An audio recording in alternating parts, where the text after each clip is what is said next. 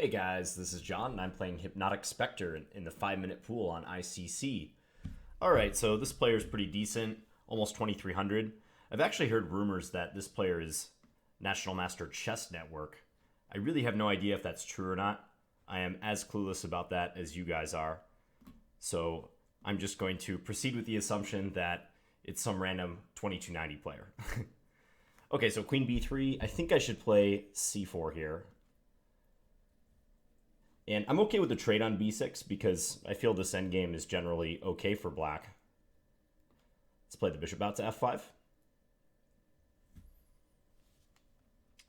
And I think I'll play h6 just so that I can always drop my bishop back to h7.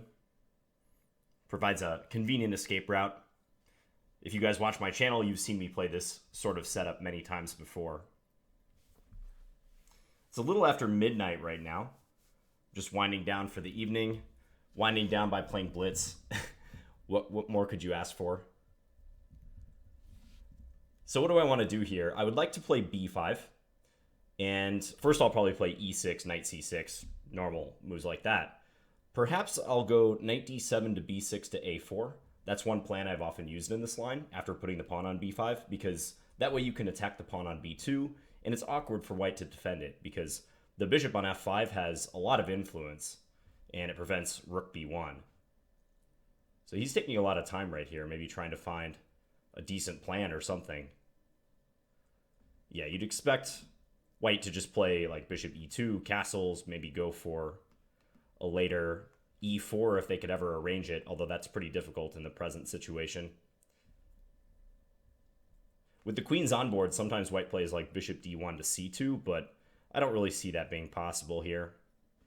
What if he's going to go for g4? I think I'm going to allow that anyways. I'm tempted to just start maneuvering right now. Knight d7 to b6 to a4. I could also just play bishop e7 and bide my time. Let's play bishop e7 first. I'll wait one more move before embarking on this plan, just to give myself the option of castling. Hide my intentions a little bit. Yeah, so I think he is going to put the bishop on c2. I think that's a clear indication that he is of the mind to play bishop d1, c2.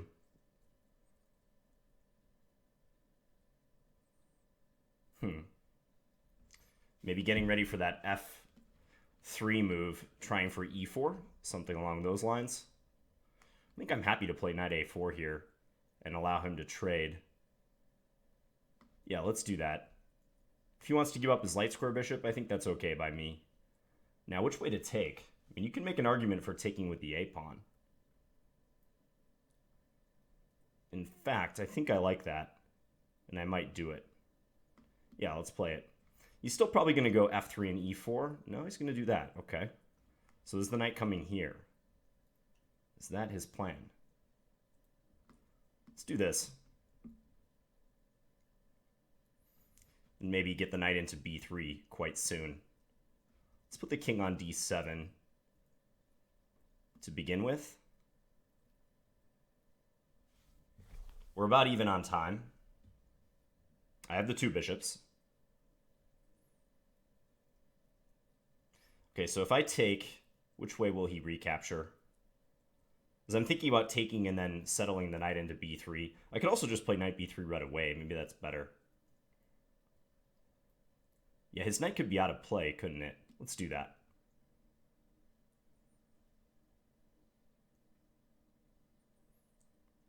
So, assuming he takes my knight, I'll take with the a-pawn. And that knight is stuck on b4.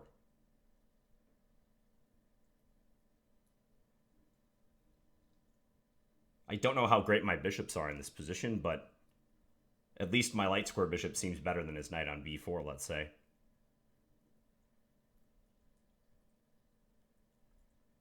Yeah, so let's pre-move this capture. We got a maneuvering struggle on our hands. I think in the event that white does trade, he's probably got to go for f3 and e4, this plan that I've been thinking he's going to play forever.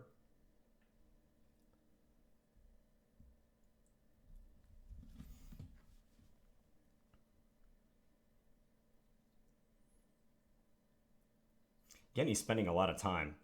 I mean, it seems like this is almost forced. Rook d1, perhaps he's contemplating, but that doesn't look so appetizing. So f3 now, or what? Because if he does it now, I do have some plans of taking, and in the event of c takes, playing c3, followed by b2, if he captures on c3. Yeah, so he's preparing for that possibility. Maybe rook fc8 now. Yeah, rook fc8, looking for bishop takes b4 and then c3 again.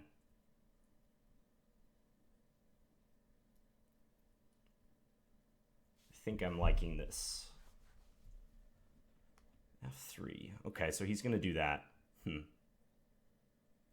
So if I take, is he going to take with that pawn? Because then I can invade with the rook. So let's say I take on b4, he takes with the c pawn, I play c3. Oh, that must be good.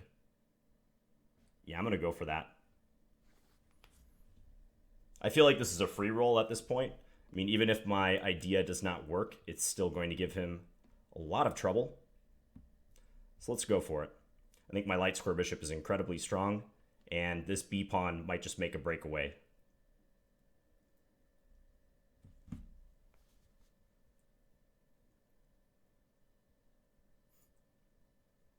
Yeah, his dark square bishop just doesn't play here. It's not participating. Here I'm threatening bishop d3, by the way. Not so much taking on b2, although that's also a threat, to be fair. Okay, so he takes that.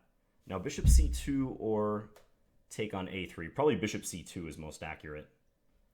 Yeah, let's do that. Now I'm threatening b2 again, and the a3 pawn is not running away. It'll still be weak.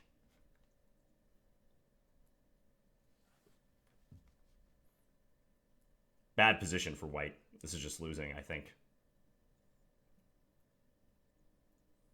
And again, this dark square bishop has no influence.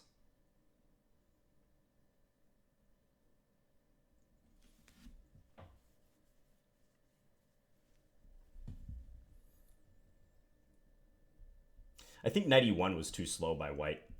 If I had to guess on a move that put it on the edge of a very bad position, that's the one. And he just resigned. So that was back on move 14, so right here.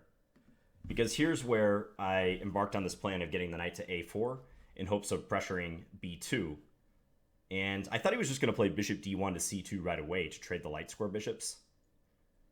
But he played this knight e1 move first, maybe out of a desire to play f3, although, again, that move never came.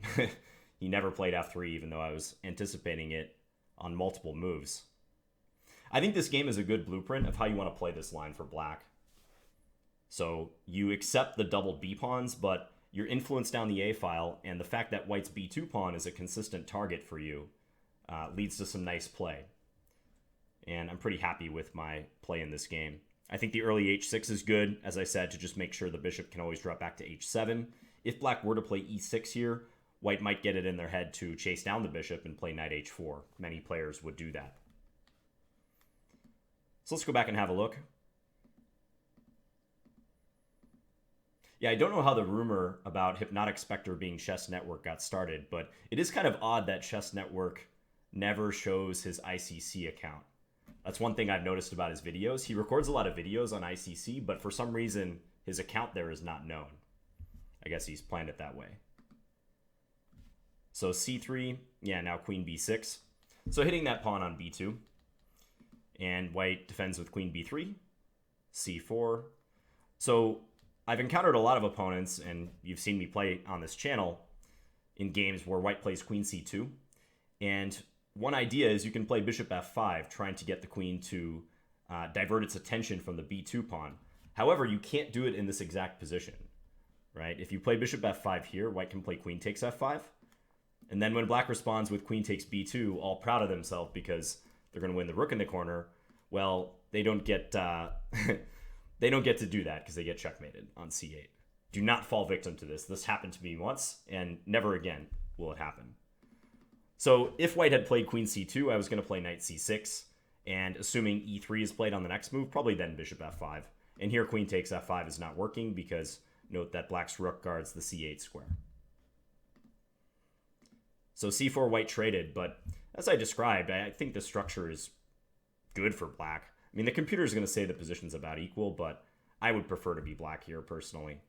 Yeah, almost totally level. Maybe small pull for black. A tenth of a pawn or something. Because it's just the case that these double B pawns are not the weakness that your positional textbooks have told you they are. You know, of course, many positions, it's undesirable to have doubled pawns, but this is not one of them. The ability to play b5 and in some cases b4, and the half-open A file provides a lot of compensation. And also, white's pawn on b2 is undesirable. It's backward. So bishop f5, knight here.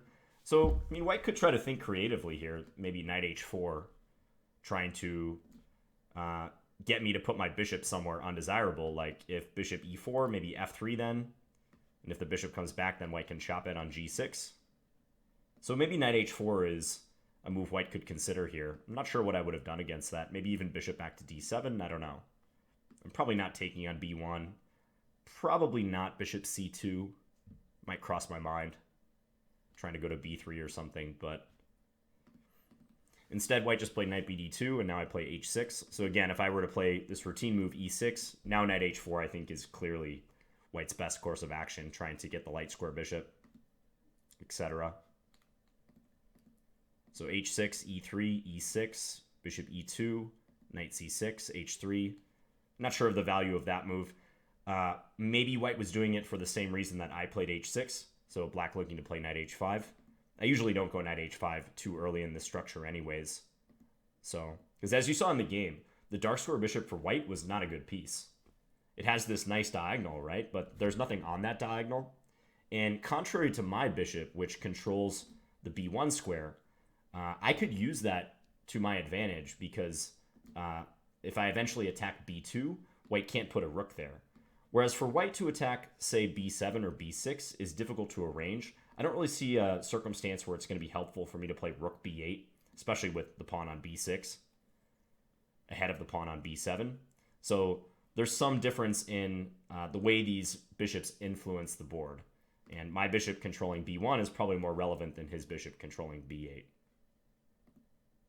So I'm not going to like jump at the earliest opportunity to play knight h5 and try to go after his bishop. So here I played this b5 move. Bishop e7, just waiting for a move. I thought about knight d7 directly. You could argue that this move is perhaps not necessary, but I just wanted to make sure my rooks could be connected faster. In the event I play like king d7 or castles, they'll immediately link up. So rook fc1. I'm just curious what the computer thinks about this position too. About the same evaluation, knight e5 being recommended. Yeah, sometimes white will do that and try to put the bishop on f3. Again, looking for e4. I probably would take in that case. Bishop takes, castle to guard the g7 pawn, and still look to employ this maneuver if I could. So here, rook fc1. I played knight d7. Yeah, g4. White could try to stab on the king side with that g4 move. But next is the move that I criticized. Or did they play bishop d1 first? I think they played bishop... Oh, no, they played knight e1. Yeah, so I was critical of this move. May not be a terrible choice, but that evaluation is creeping up in black's favor towards a half pawn or so. So what to do? Let's just explore an option for white. g4, bishop h7, king g2. But how does this just throw up my plan? Maybe the engine is wanting to park the rook on a2 in the event that black plays the knight into a4. That could be the case. So if knight a4, yeah, just rook a2. Not a happy place for the rook in the long term, but at least white is holding fast and defending their weakest point, that b2 pawn. And admittedly, it is hard for me to increase the pressure on b2. I don't see an avenue for me to do that right now. So I like my position, but I might have to switch to play on a different part of the board now. I'd probably keep this knight on a4 just to tie down white's rook and claim that my pieces are more effective that way. You know, a weaker piece tying down a more valuable piece. But will it lead to anything? I don't know. The engine wants to go knight a5. What's the point of that? Oh, I guess just preparing this. But there is some issue with bishop takes b5. But if I can solve the issue of that b pawn, then yeah, maybe knight b3, trying to get a trade. So say, I don't know, let's just play the engine moves here. This gives up bishop c2, though. I don't know if I like that. Let's just say white waits, like king here or something. Yeah, maybe I can do this directly. Take, bishop takes b5, king moves. Okay, king f8, let's say. And his rook is hanging, and if the rook moves back, now knight takes b2 is possible. And he still can't use the b1 square because of the bishop. So maybe that's how I utilize my knight on a4. I bring in the other knight to help out, trying to invade on b3. It's kind of a cool idea. White wouldn't be forced to take it, by the way, but if they had to move the rook, they're going to be losing further territory. Maybe they run into some bishop c2 issues. Nice position for black. Now maybe bishop d1 is covering here. That was the top move of the computer. It's awkward, but it's probably survivable for him. So instead, knight e1, knight b6, bishop d1, knight a4. And here white takes, and I felt it was appropriate to take with the b pawn, straightening out my pawns, because I thought I might be able to play rook a6 or a5 and then swing the rook over to the b file and hit b2. And also, it strengthens this whole knight a5 and into b3 idea. If I take with the rook, the only value in doing that is if I can get in an eventual sacrifice on a3 or perhaps b4. But it seemed to me that b takes a4 was a more realistic way to play the position. So here white played knight c2. I played knight a5. Yeah, maneuvering in. King d7. I just felt better with my rooks connected. Again, this may be a move that isn't quite necessary. The engine just wants to jump in right away. Take with the a-pawn. Similar position to the game. But having the rooks connected is helpful. Yeah, now rook e1. I think right around here isn't where... Somewhere he paused for a very long time. It wasn't any of these last moves. I think it might have been coming up. Oh, it was right here after I played knight b3. And I thought it was odd that he was thinking because knight takes b3 seems almost forced. Rook d1 is the only other move. But yeah, he took. So if he didn't take, what would I do? I guess I could play... So if he plays rook a d1 here, I could play bishop takes b4, followed by bishop c2. And maybe that doesn't win an exchange. I thought that won an exchange, but he has knight takes b3 and maybe knight c5. So this line here, yeah, the engine wants to take.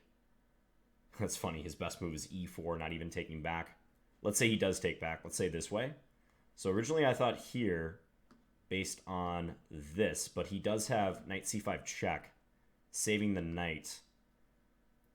Although the knight is trapped, isn't it? Let's say king c6, rook takes d1, b6. This gets a little weird. I'm not sure I would go down this road or something. Or knight b7 may be better. But I think I could just take back here and probably enjoy a similar position to the one I had in the game. Yeah, dominant light square bishop with a threat of c3 and b2 at all times. That's probably winning. Yeah, that's -3. So if I can force this scenario, light square bishop versus dark square bishop, with black having the c3 break available, white having no pawn breaks, and simply defending, this is decisive, it seems to me. So it seems like rook e1 was not helpful to white, especially with knight b3 coming, because the whole point of rook e1 is to try to arrange e4, but I beat him by one move. I get to play this move and threaten the rook and the knight. Just crossed my mind, maybe he was thinking about e4 here. Sacrificing an exchange? Take here? I mean, it's probably not good, but let's just play this out. Yeah, he's going to be going down in exchange. If he takes my bishop, I can always come back out this way. Or even knight c2, forking d4 and e1. Yeah, so that's bad regardless. So he takes, and now this piece is stuck. If the knight was somewhere else, this might be okay for white. But as it stands, the knight has no squares. And I have the luxury of just taking on b4 at any moment. And I decided to do it very soon after I put the rook on c8 because his choices are not appetizing here. I guess he should play a takes b4 now and just allow me to invade, but I've got this plan of doubling and playing rook a1, trying to force one pair of rooks off the board. I can also play bishop c2 whenever I want. Maybe that's the easier way to do it and just win the b2 pawn or force him to sack an exchange. So yeah, that's losing. Don't think he has much here, really. Yeah, rook fc8 and bishop takes b4 is inevitable. e4 is not working. I just take it with the bishop. So yep, we did this. Played c3, force a breakthrough. He takes with the pawn. Had he taken with the rook, then I think it's even easier. Just trade, and then bishop c2 followed by b2, b1. That's +7.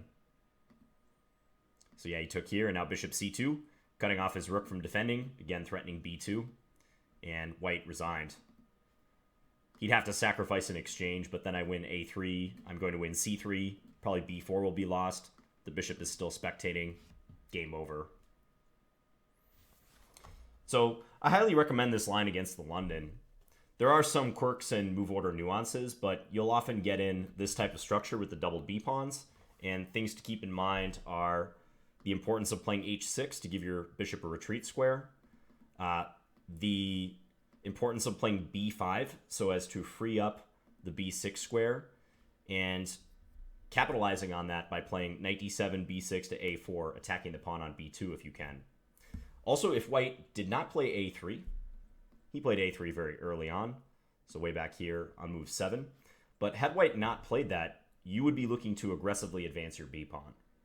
So let's just say back on move, I don't know, whatever it was, 6 or 7. Yeah, let's say right here.